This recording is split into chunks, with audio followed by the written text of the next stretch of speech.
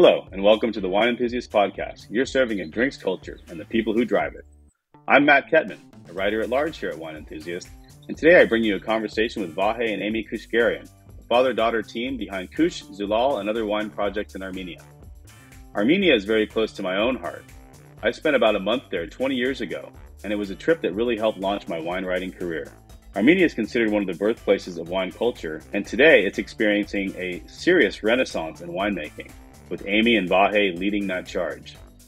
Their story is the basis of the recently released documentary Cup of Salvation by Som TV, and they joined the podcast to tell us a bit more about the history of wine in Armenia, the exciting energy around the country's wine community today, and why Vahe decided to risk his freedom in 2021 by being the first person to make commercial wine from neighboring Iran in more than 40 years.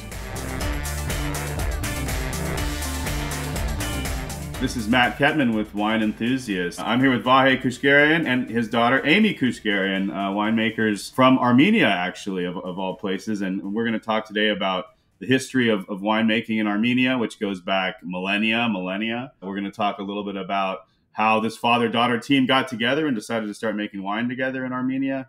We'll talk a little bit about some of the conflicts in that area, particularly around Nagorno-Karabakh, or otherwise known as Artsakh, which kind of involved some of their winemaking a few vintages ago. And then we'll also get into Vahe's crazy mission to make wine in Iran, or get grapes from Iran and make wine in Armenia. All of this is captured on the new film by Som TV called Cup of Salvation, which you can now watch online. So if you're excited by this, definitely check out that film. And you can buy these wines too, which you guys sent me some, and they were fantastic. I haven't tried the wine from Iran yet because that seems a little too special, but the other wines from Armenia were fantastic. So let's just dive in here. Vahe, you were born in Syria, right? Raised in Lebanon, and then in Italy, and then worked in California, and then made wine in Italy, and then settled on making some wine in Armenia. So tell me a little bit about your personal history and how you came to bet on Armenia, of all the places to stake your claim when it comes to wine.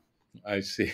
Yeah, pretty much the sequence is right. 3 years Syria, and then grew up in Lebanon until I was 19, then Italy, then the US, California, and then came back for a 12-year stint in Armenia, which is the first time I truly made wine. Until then, I was a merchant selling Italian wines around the US, in California, on the East Coast. And then I leased some vineyards. Then I leased the winery in Tuscany, and I made wine there. And then Puglia, I made wine there. So I had two wineries going at the same time. Armenia was, honestly, it was a chance trip in 97. A friend, my brother-in-law, with her friend, they were going to go to Armenia. They said, "You want to join?" I said, "Sure, of course." And I joined. I met them in Paris. Then we went to Armenia. That's where through talking to people, I was told that that's where everything started, viticulture-wise. And being the romantic type, that was like all I had to hear. And so this thing got in my brain, in my mind, to what can I do with it? And then 2 years later, I came and got some vineyards, planted vineyards in 1999, which at the time there was nobody doing anything in Armenia. And fast forward, that project didn't go. I mean, we planted vineyards, had the wrong partner, and so on and so forth. Classic emotional decision. And then so in 2009, we did a gap year with the family in Armenia. And I started making a project. There was a big project, but there was no winemaking. So I did 6 barrels of wine. Everybody was goo goo gaga. It was so good. It was so beautiful.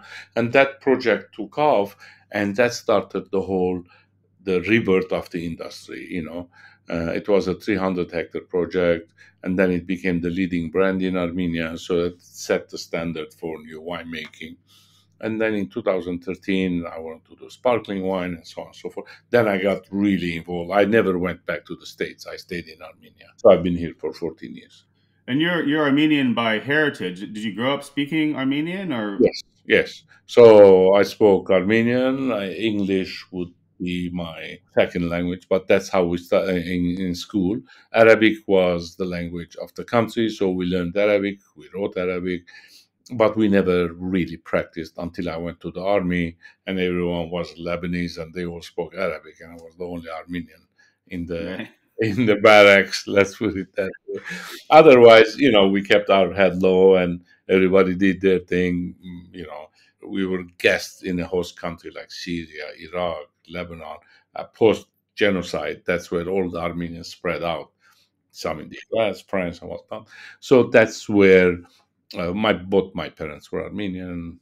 School, Boy Scout.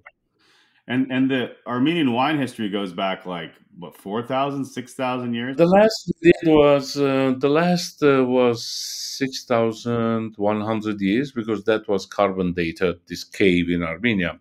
But then 3 or 4 months ago, maybe now it's almost 6 months, there was a cooperative research between local Armenian, European, Chinese researchers, and they dated it to 11,000 years. Not Armenia per se, but our region as the birthplace, and it went back 11 years. There were two centers. Ours was wine grapes, Vitis vinifera, and then there was in, I think, Kazakhstan or somewhere, table grape, so eating grapes. So those two, one went east and one went west. And then from west, it went to Europe. The wine traveled through Europe, and then it changed, of course, so. And then Armenia had, I mean, just for readers who haven't followed this part of the world's history, Armenia was part of the Soviet Union, and at that time, the kind of local winemaking traditions were kind of stamped down. Or how would you describe that period? During the Soviet Union, we joined the Soviet Union in the 20s. We were independent, but we were barely making it. And then the Red Army came, and pretty much everybody there, Georgia, Azerbaijan, Armenia, every other Eastern European country became part of not all of them, but Soviet Union. We were one of the republics of the Soviet Union. And because the Soviet Union or communist economy was a planned economy, so they had to do 5-year plans. They had 5-year plans. So they had this many people and certain countries where you could make wine: Georgia, Armenia, Azerbaijan, and whatnot. Karabakh, one of them, Nagorno-Karabakh, was part of Azerbaijan, but it was Armenian enclave. All they had to do was supply wine to the Soviet Union. So Armenia being given from the soil and the Armenian varieties, they decided during Stalin, who was Georgian, that Georgia would make wine, Armenia would make brandy or fortified wines, copies of sherry, Madeira, and so on and so forth, port. So they copied all these wines in Armenia, and Armenia supplied the Soviet Union with brandy, lots of it. Its distillation was brought in, and except for one region where the cave is, because it's all hills, there they continued making table wines, basically table wines, because it wasn't productive, it wasn't flat. They couldn't milk the soil, so to say. So that area stayed, and they continued making some table wines. Otherwise, a couple other places did it, but so for, let's say, we lived in the dark ages until, I would say, easily the years 2000, 2002, 2009. So around maybe 70 years, 75 years. Yeah. So, and really only about 20 years ago did this kind of modern rebirth of Armenian wine culture really start to happen.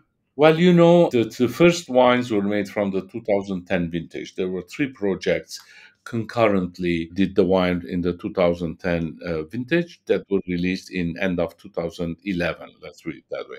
The experiment I did was 2009, the 6 barrels. But 2000, I planted vineyards in 1999, but the big project, 300 some hectares, were planted in 2006, 2007, and that period. So it's really a young, I mean, for being the oldest wine region in the world, it's extremely young. Around 12 years. The renaissance or the rebirth of the Armenian winemaking is around 12 years. I mean, we can pinpoint which month, who, when, what. It's very, I mean, it's cute in some ways that you can go back and say, oh, yeah, I remember that restaurant, this restaurant, because it was like, free for all in some ways. And there was no culture. The culture followed.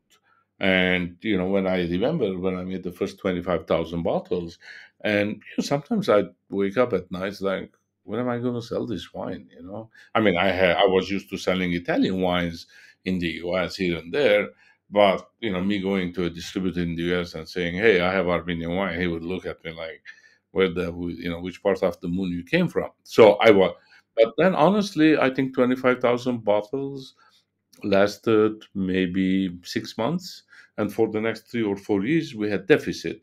So shops would go to restaurants to buy it from there because we had restricted it to on for restaurants only. So it was like kind of cute. And then a few more brands came, and the last 3 or 4 years is now every Tom, Dick, and I say every Hagop Sarkis with Armenian names are making wine. I slap a Right. label or go somewhere and somebody makes wine for them. So now it's completely out of control. Yeah, Right. Right. which is good. Yeah, which is good. It's a good problem to have.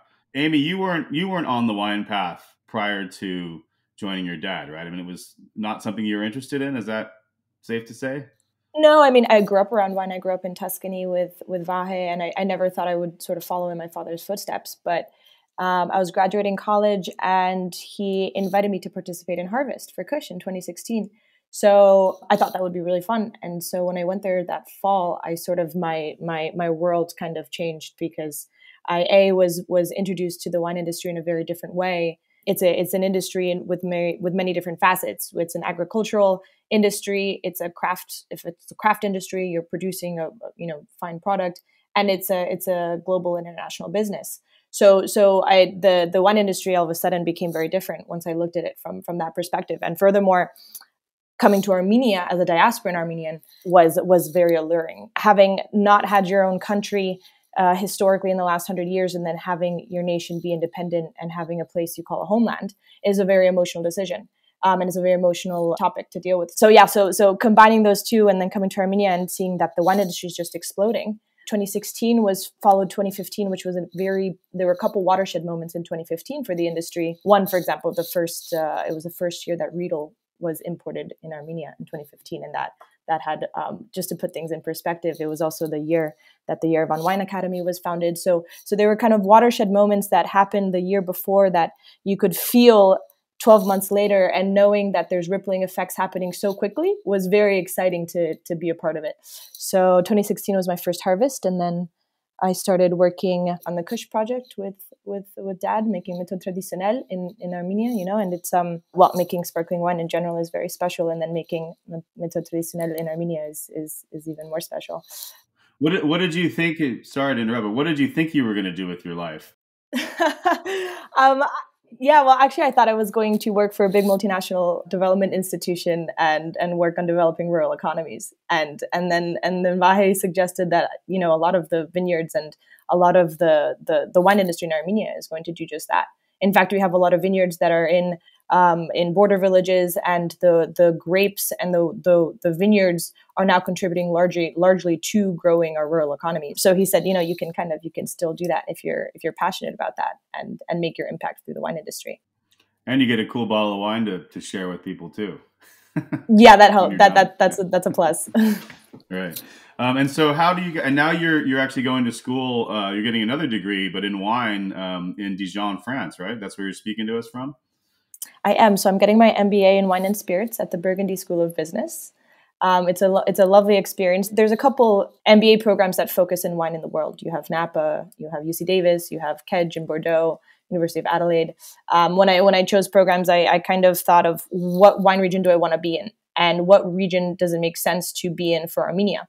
When we look at how Armenia is developing as a wine region, we have certain grapes that stand out and certain characteristics and terroir that are defining our wine region. And for me, I kind of pinpointed Burgundy as somewhere where I wanted to go and learn and take my knowledge. So I come back to Armenia with it. Great. Well, let's talk a little bit about those grapes, and maybe you can start on it and Vahe can chime in too. But so Armenia has a bunch of different indigenous varieties that are just, from Armenia. And I think those are part of the kind of renaissance. These are being rediscovered, re-highlighted, and getting some good emphasis put on them to growing them well and making them into really interesting wines. So tell us about some of those grapes and what you're doing with them. Yeah, well, historically, we have more than 500. Vitis vinifera is said to originate in this region, so you can imagine there's probably many more than we can even think of. During the Soviet Union, there was a nursery of about 150 indigenous grapes, and now you can find about 40 or 50, although that's growing as we're sort of developing and rediscovering lost and ancient grapes. In general, what you find is Areni is our primary grape, which is our black grape variety, and then that comes from Vajocur region, and Voskehat for our white grape variety. And then we have some other grapes that are starting to be discovered, such as Tozot, Chilar, Garmirgot, Garandemak. We're still at the very beginning of identifying all these indigenous grapes that have potential. We're at the beginning of understanding the clones that we have. For example, we've found 19 clones of Areni. We've found 11 clones of Tozot. These clonal selections are very significant in how we develop vineyards moving forward. But in general, we are still at the very beginning of discovering what we have in grapes. But mostly what you'll find is Areni and Voskehat. Areni because it is wanting to say the word noble, to give it justice, because it should be called that, is a beautiful grape variety that is leading in terms of quality and style. And yeah, it's great. Yeah, and I mean, my experience with Arani is that it's much light. I mean, there's just kind of a stereotypical Eastern European, for lack of a better description, style of wine that tends to be heavy. I mean, if you think of Hungarian wines, it tends to be heavy and big, and Arani is like totally the opposite of that. It's more elegant, it's more minerally driven, it's more subtle. But are you finding grapes that kind of cross the spectrum from lighter to richer wines as well? Yes, we do have the Sireni grape variety, for example, that originates from Artsakh, is very tannic and big. A little bit, you find wines more on the bolder side with a lot of structure and tannins. Areni does tend to focus on the more elegant side. But when you taste it, it tends to be very fruit forward on the nose. You expect this very kind of light to medium bodied, elegant wine, but then when you taste it, it has this unexpected, really wonderful structure to it. So it is very complex, and it's producing wines with many different layers and complexity. And there are some aroma and flavor characteristics that we're picking up that you can find in most Arenis as the region develops a style and winemakers are redeveloping a style for the grape. We're finding commonalities as well. Great. So let's talk a little bit about Nagorno-Karabakh and that situation. I know a little bit about it because I actually spent time there, as I've mentioned to both of you, back in 20 years ago. I was there in 2004. I spent almost a month in Nagorno-Karabakh, which is, at that point, was essentially an officially unrecognized republic of ethnic Armenians within the surroundings of Azerbaijan. It was the result of a pretty brutal 3-year war from 91 to 94 that followed the end of the Soviet Union. And the Armenians were able to carve out their own republic there that for years was then kind of the target of Azerbaijan wanting to get it back. And your winemaking and wine growing got caught up in the 2020 war over Nagorno-Karabakh. And just to fast forward, as of last fall, Azerbaijan attacked again and essentially evacuated. There was 150,000 Armenian refugees had to leave Karabakh. And now, as of the beginning of this year, the republic ceases to exist at all, which is obviously a tragedy for the Armenians who lived there for generations, if not millennia. So explain to us how you got caught up in the war of 2020 between Azerbaijan and the ethnic Armenians in Nagorno-Karabakh. Yeah, we did. In Nagorno-Karabakh, I had a nursery there. So because there's phylloxera, there's 2 regions in Armenia that have phylloxera. One of them was Nagorno-Karabakh. So you couldn't, as opposed to most of Armenia was unrooted. You didn't have to graft. So that was the only operation there to propagate the plants for people wanting to plant new vineyards. So that during the first time around, of course, we lost it now. The first time around, it was right on the border, so Azeris wouldn't let us care for the land. So that nursery was lost. But in the meantime, I had two or three plantings in Armenia. They wanted to experiment with that variety, which is Sireni or Khandoni, depends how what synonyms. And then so now I restarted the nursery here because a lot of the Artsakh or Nagorno-Karabakh winemakers have moved to Armenia now, and some of them want to continue with their variety. So now we're trying to find adapting to see where which land or which terroirs are good for this variety. So now we're propagating that so we don't lose that patrimony, if you will, you know. So that was sad because a lot of everything was left behind because they had to evacuate in 3 days or something really silly. So everybody left bottles of wine, tanks full of wine, equipment, and whatnot, and they just moved on without moving any of their wines. So that was one big jolt, reality jolt, if you will. In Armenia proper, in the north, where there's a region, it's under Azeri gunfire, so sniper fire. So some of the vineyards there are not farmed because there's always something happening. And the closest we come in Armenia is our village where we make the sparkling wine, Khachik village, which is in the movie also, and that's the highest elevation vineyards in Armenia, which is makes it perfect for sparkling wine because you can have phenolic maturity without accumulating sugar, and you can have very low pH, great acidity for bubbles. That's where we do, and that's where it was the closest because it's probably kilometer and a half as the crow flies, which is very too close for comfort kind of thing. Yeah, and as it's shown in the film, you guys are basically picking grapes as kind of bombs and bullets or exploding There nearby. weren't bombs. There weren't bombs, but we had to, because there's a military barracks there, so we had to talk to them, talk to the villagers. You know, I mean, yeah, they want to harvest and sell their grapes. On the other hand, they don't want to risk it either. So we basically, tried to figure out how to do it, and then we went and did it very quickly. We harvested. We weren't sure whether we would be able to harvest or not, honestly, because there's war all around you and it's risky. Yeah. Yeah. Amy, did you realize your foray into the wine industry would involve geopolitical conflicts like this? No, not really, to be honest. Yeah, if my father was a Burgundy producer, I think it may be a little bit safer for me to follow in the family footsteps. But the vineyards for Kush that we have are, they were planted before Soviet times, and the military bases were built after the vineyards were planted. And I think it's a reality. War in general is a reality that few Western, especially the Western world, doesn't really physically experience because wars are traditionally fought overseas, but historically wars are commonly fought near vineyards. If you look at Champagne, if you look at Alsace, it's not new to history that wars are fought around vineyards, and vineyards have acted as borders, and the vineyards in Armenia act as borders. So yeah, I don't think I realized it, nor was being 4 hours from a war at the age of 27. But living in Armenia has given me such rich life experience that I wouldn't trade it for anything. It's incredible, really, to be a part of a country that's growing so fast and be part of a wine industry that's growing so fast. It's absolutely incredible. Great.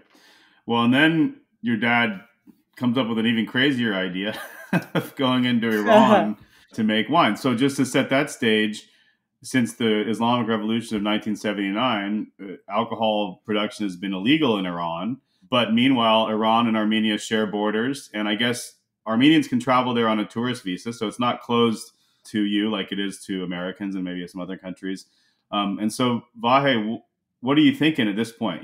Because in 2020, you endure the war over Nagorno-Karabakh. And then the next year, you just kind of go, let's do something even crazier? Or what draws you to this? Good question. Very existential question, I think. I mean, Amy probably knows me, one of the few people that really know me well, and they understand my psyche. And, it comes a time where things plateau, and we make Armenian wines now. Lots of people making wines, lots of people, articles being written. And sometimes I feel, okay, what's next? It has to be. When I was in Tuscany, when I was in California, it was Tuscany. When I was in Tuscany, it was Puglia. When it was Puglia, it was Armenia, and so on and so forth. And because it was illegal, or nobody was making wine. The whole narrative, the whole story was compelling for me. Honestly, it's just like I have to be the first to make wine from Iranian grapes because I knew about the history of Iran. I knew I had been to Haji Firuz Tepe, which is near Tabriz on the north, where excavations stood still since the revolution, and there's a treasure trove of wine culture, wine amphora, wine gold goblets and whatnot, and nothing else. So it was really compelling for someone who is in the industry and is looking for the next adventure, not the folly, but adventure in some romantic ways, also kind of, trying to see between peoples what we can do. And for two, I went once, I did research, I spoke to people there, came back. Every year there was something. One year I don't have the cash. Another year I'm busy with the winery. Another year something. So when we did the movie, Jason Wise is the director. Uh, I spoke to him about Iran. One day I want to do Iran. He must have remembered it. So the movie was set. Then I think he wanted to add the Arapa War. So another set of videos was done.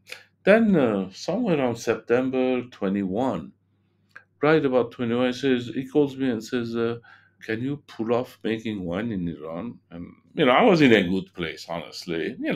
I had enough people working, so I could gamble and go for so many days and in search for grapes in Iran. And I said, let me make some phone calls, literally. And literally, I made some phone calls. Someone who knew, someone as a friend, he's a Kurdish because it's Kurdistan where I wanted to go. That's where most of the grapes are from, having done research. And then I called him back and said, yeah, let's try. I'll get a truck, which is around 18,000 kilos, roughly 15,000 bottles, give or take. And so I said, yeah, and I went. I didn't, at some point, my hope level went down because my understanding of quality wine grapes and their understanding of grapes is different. This is for either raising or eating.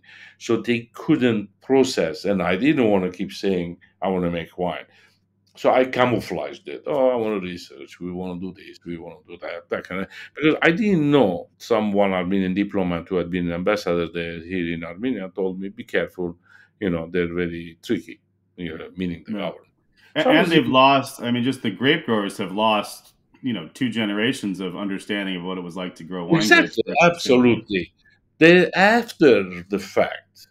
So I knew for a fact because Armenians were allowed to make wine. So they did make wine in the houses, but nobody had tanks. There's no modern technology. The last technology was 1979. Imagine Europe in 79, in Puglia, Sicily. They were all screw presses and there was no quality anywhere. So that's, it's time stood still for 40 some years. Yeah, so they don't have the meaning of what it means a modern wine, except that they had the grapes that went up millennia. So I found that grape. Everyone kept saying, Russia or Russia, that's the grape to do. So I went, and then finally, in the movie, for example, it's through reflection. It wasn't edited. So we go, and I'm not seeing any vineyards. We keep going, I'm not seeing any vineyards, and I'm like, okay, I'm not sure what am I doing here and what am I going to tell Jason. We went, there were no grapes. But then slowly I started seeing vineyards in the middle of nowhere, gorgeous, top of the hill, whatever. So, and then I started smiling. I was very happy. And then we cut deals to get the grapes assembled in Gazvin in the refrigerated truck. Different growers brought the grapes. And then we brought it to Armenia. We did a triage, we did a selection on the table, and we came up with the wine.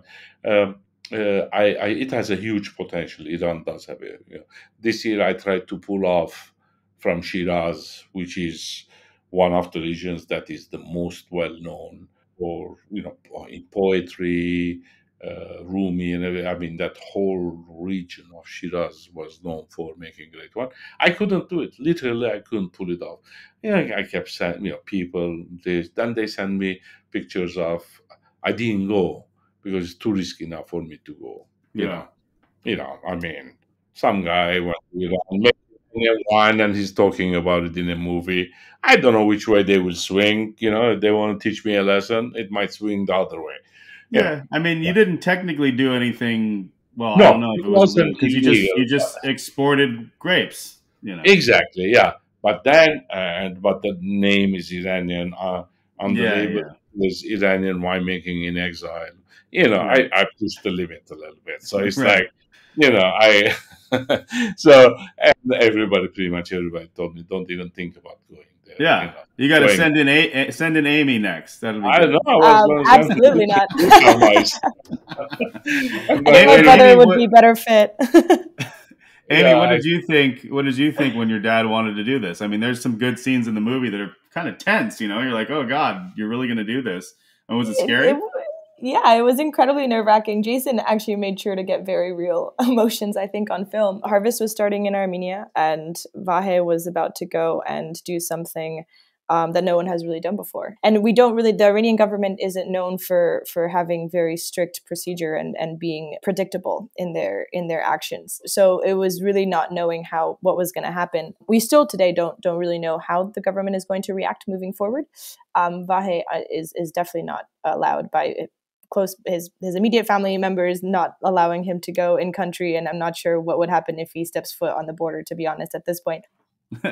Well, and what's great, I mean, some of the most powerful scenes in the film are when this, Iranian wine gets to expatriate Iranians, in the United States, and they're trying it, and they're saying, I can really I taste the home, basically, because they had to evacuate during the revolution. I mean, did you expect to get that level of kind of emotional response on the people who eventually tried the wine? I thought we would get good traction in the sommelier community, the restaurants in New York and LA and San Francisco, put it by the glass, that kind of thing, because they're always looking and searching for some. I was not sure the Iranian, because we didn't get the same traction in the Armenian community when we made Armenian wine. But for maybe because of the Soviet Union, the culture of wine drinking had stopped, and in the West we didn't have it. People in Lebanon, Armenians in Lebanon, Syria, we didn't drink wine. We drank arak, which was what everybody drank in Lebanon. But the Iranians must have kept that taste. It's in their culture, it's in their poems, it's in their everything is there. So they did. I received people writing me emails saying, "Oh, I remember my father used to get, or my father used to get grapes from Sardash to make wine at home, even during Prohibition, that kind of thing." So, and it did. There is, we did screenings in Chicago and New York, and there would be a few Iranian, and then there was a Q&A afterwards, and some they would raise their hand and talk about it, and I think it took a good reception. The two, but especially my Sarah, I think they are Iranians and they're in winemaking, so for them it's truly emotional because now they're doing their passion in Oregon as opposed to in Kurdistan, in Ghazvin, or in Shiraz, where I'm sure they would love to do it, because it's their homeland, it's their narrative. So the ever positive guy, I am hoping that they will loosen the tightness around winemaking, and within a decade, I hope at least they can allow controlled or limited winemaking. Both for export, local market, it doesn't look it. Every time I become hopeful, one lady without a scarf, and bunch of people get killed for a scarf, because one Kurd girl didn't wear it. She refused to wear it, and then people had, went to protest. They got shot. And then I step back into reality, and I lose hope that But this is for Iran, I'm talking about, of course. I mean, it's shame. It's a disservice to the people. I mean, it's wine for heaven's sake. It's wine unites people. I mean, that's the essence of. I mean, you go to dinner in Iran and you eat and you go, you leave. There's no talking. There's no communal discussion. There's no wine. If there's no wine, how much can you do with Coca-Cola? Are you going to talk about art and poetry and your dreams for your children to do something without having a glass of wine? It just doesn't happen. For me, it doesn't happen. It's like a sound system without speakers. Okay, yeah. And then so they eat and go. So, we are used to sitting around six people, ordering champagne, then ordering a burgundy, then ordering something else, and then, going home refreshed, restored, so to say. Tell me a little bit about the wine too. What's the name of it, and what is the Rache grape like? The Russia grape like is it's it's different, and it has to be different because otherwise it's not like I cannot pinpoint. It doesn't have tannins, so in that sense it's closer to it has some tannins but not a lot of tannins. Definitely it's not like a tannic wine. It has good fruit. It has bright cherry, a little bit of raspberry-ish, this fruitiness, long finish on the palate. It has a nice long finish on the palate.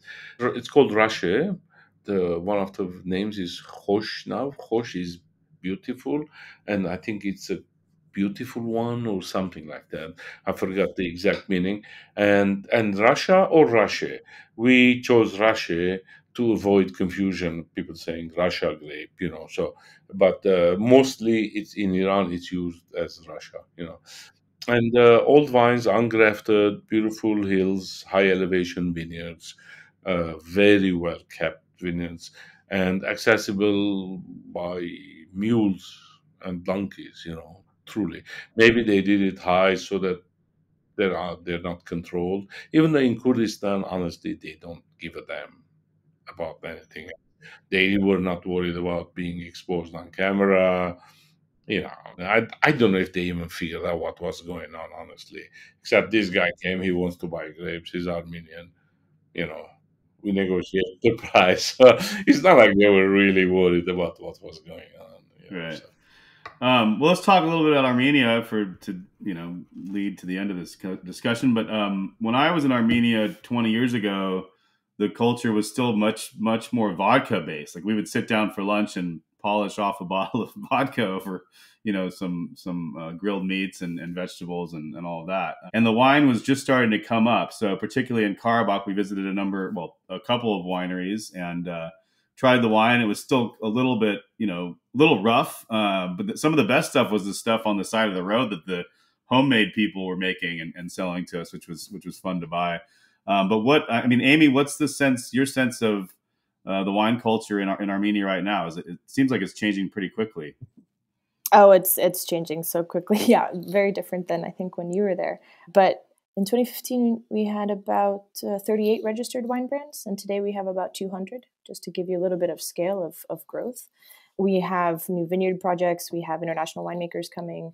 We have the culture in the city has changed from, like you said, a spirits drinking culture to a wine drinking culture. And you feel that you're in a wine city when you're in Yerevan. Every restaurant has wine lists, has a good selection of Armenian wines. There's wine bars opening. There's new restaurants opening. We joke all the time, it's every week it feels like there's a new restaurant opening. So with the wine, it also brought a rising culinary growth as well. And we're still at the very, beginning of really understanding. We don't have appellations in the country. We're still putting together appellations, understanding village variations, different elevations of microclimates. And so, yeah, it feels like it's growing, and it's definitely growing. The females were actually early adopters to the wine industry. Before, it was still a very Soviet culture, and women and females tended to feel comfortable going out and drinking wine. And so now it's shifted back, and everyone is drinking wine. We have wine festivals that happen every year. We have the Yerevan Wine Days. We have the Armenian Wine Festival. So yes, it's changing so fast. Right. And do you split your time between studying in France and living in Armenia, or where do you actually live? Yeah, well, I'm currently in Dijon doing my MBA. It's a year-long program, so I'll be back. I'm due back in Armenia before harvest this fall. And then is there much of is wine tourism starting to happen in Armenia too, just beyond the Armenians that live there? Are there people coming to Armenia to experience the wines? Is that happening too? Yeah, wine tourism is growing. Our infrastructure is improving. There's wine routes being created. There's new wineries being built. Vajadzor is going to be the primary, kind of the main focus of wine. We have 5 wine growing regions, but Areni and Vajadzor is located an hour and a half south of Yerevan, so it's easy to get to from the capital city, and it has some of the most energized projects, and it's developing very fast. So yeah, wine tourism is definitely coming and developing, and yeah, it's all kind of coming together. Vahe, did you obviously believed in Armenia when you decided to plant some grapes there and go for it, but did you realize it would happen this quickly and this dramatically? I mean, that's a huge rise in just the last 6-7 years. It sounds like. Look, I remember I used to do presentations early on when we did the first project. This is around maybe 11, 12. That was 10, 11, 10, 13 years ago. And I would make a presentation and say, people would ask me, what do you think? What Georgian wines, can you compare them to Georgian wines? Or what do you think? This, that. And I would very confidently say, that we will not recognize the industry within 8 years, maximum 10. It will be a complete different thing. And people would look at me, I mean, because I had done some stuff, they couldn't discard what I said. Okay, he's talking again, because they gave me benefit of doubt that, okay, this guy, maybe knows what. Sometimes I doubted whether it would happen, but that's natural. You do self doubt. If you're in a nasty place, down place, you're sad, whatever. It's like, I don't think so. And then it came true. Now, I mean, a few wines are top Bloomberg, top 10 wines from Armenia.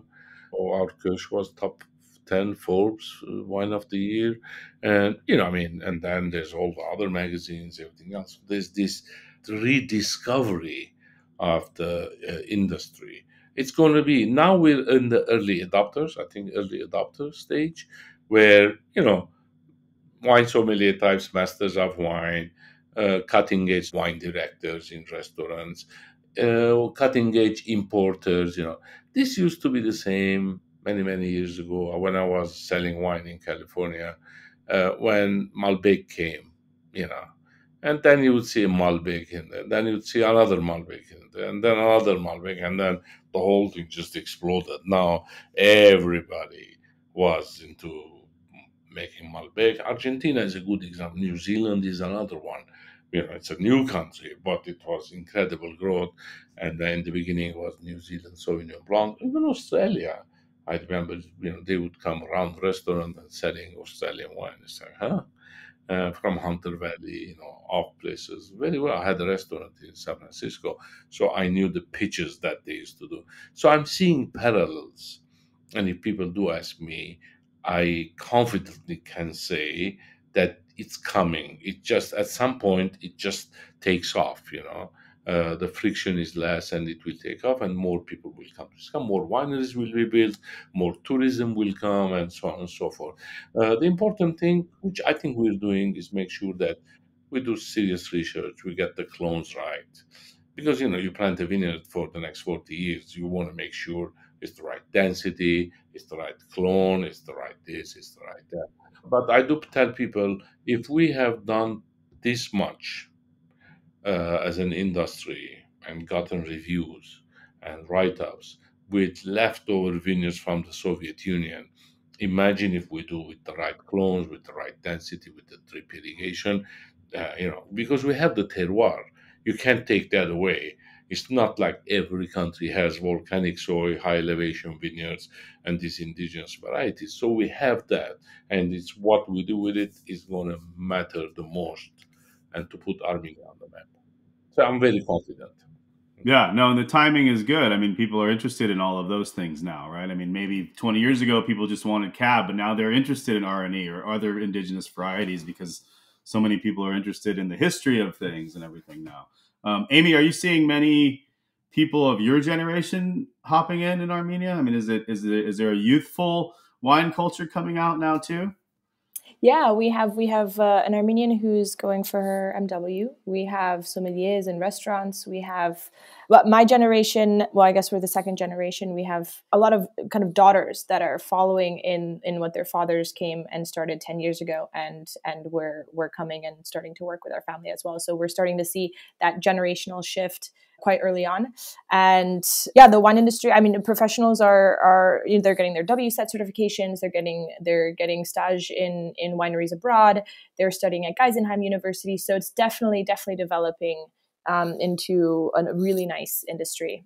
And the most important thing is that the next generation starts getting involved. Historically, Armenians haven't been winemakers. Vahe always says this, that Armenians have been doctors and dentists and jewelers and professions that don't require land. But now that we do have land and we have territorial integrity and we have vineyards, now the next generation is becoming winemakers. So we're definitely seeing that.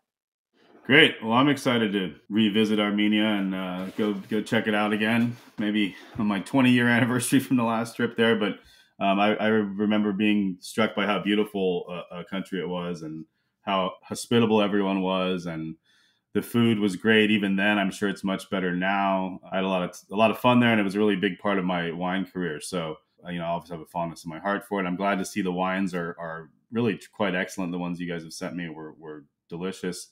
And I shared some with some Armenian friends here too, so they were excited to see that as well. So anyway, so if you're interested in this story, you can watch Cup of Salvation on SOM TV. That goes deeper into the plight of Vahe and Aimee Keushgerian to make wine in Armenia and make some wine in Iran and all of that. So thank you for your time today. Thanks, Matt. Very good. Thank you. Have you tried any Armenian wines yet? How about that wine from Iran? We'd love to know. You can email us your comments and questions at podcast@wineenthusiast.net. Remember, you can subscribe to this podcast on Apple, Google, Spotify, and anywhere else you listen to your favorite shows.